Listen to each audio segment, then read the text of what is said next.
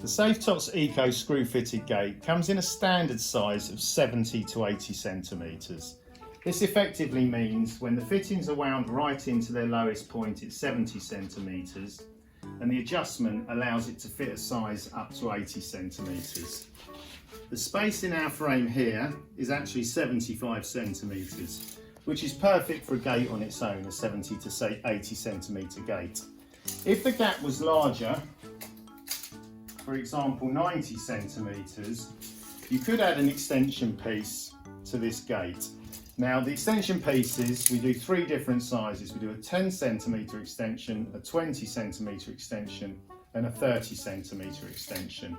And they add those measurements onto the width the gate will fit. Fitting an extension to the gate is very simply, you do this before fitting it, but ultimately the extension piece just fits in the middle of the two panels. It comes with the additional fittings, so you'd have these fittings on this side and this set of fittings on this side, which would make your gate wider up to the size you require.